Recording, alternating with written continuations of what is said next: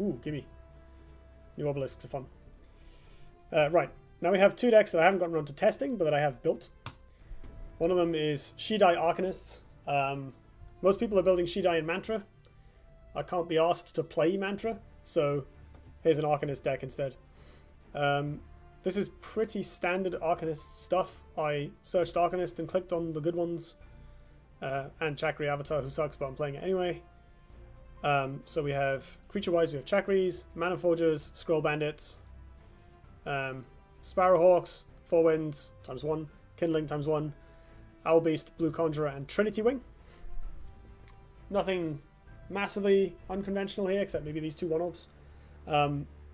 I think of Four Winds and Kindling both as situational cards, right? Kindling is for when you have a board and you need to push damage or trade up a bunch, which is not a common situation. Like, if you have 3 Arcanysts in play already, it's kind of win more, and oftentimes you've won anyway based on that.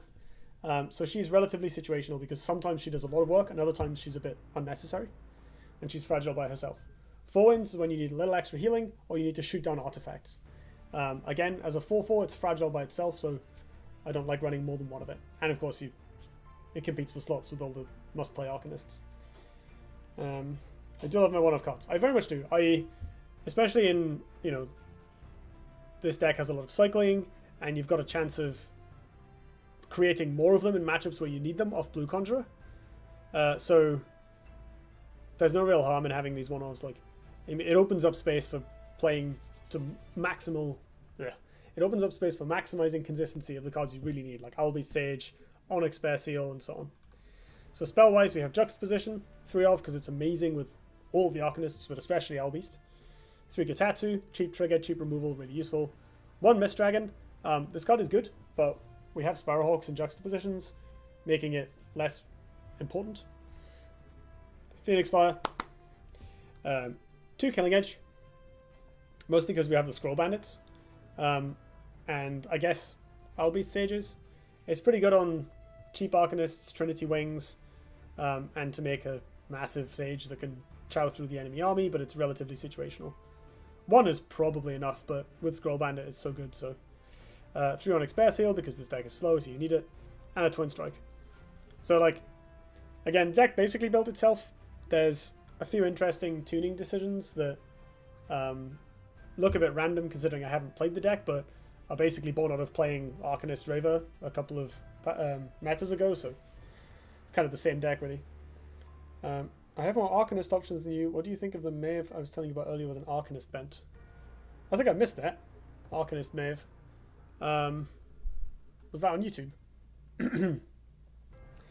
Maeve is worse than Cass or Lilith in Arcanysts.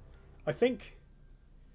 So, having played a bunch of Death Knell, the way I could get Arcanyst Abyssian to work was by playing Archon Spellbinder on turn 2. Right? The whole deck was just built around playing Blue Conjurer or Archon Spellbinder on turn 2 off Darkfire Sacrifice, which was insanely effective, and kind of everything else the deck did was trash. I tried building like a slower controlling Death Knell deck and it was awful. But with Maeve, I guess the joke is you sacrifice 2/1 illusions off Prismatic Illusionist, right? Tends to be controlling and self-damage doesn't help. You could probably build an aggro spell. No, that's a lie. I've tried building like Tempo Arcanyst Cast before and it was rubbish as well. Hey, Eskel, thanks for joining.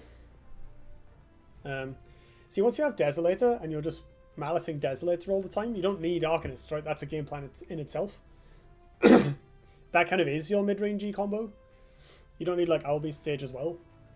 So instead, I would look to putting a low end and a high end around that. Similar to what I did, I guess, with the Tempo deck, but you can make it as fast or as slow as you want. You've been playtesting a Maeve deck that goes against the norm. Go on, then.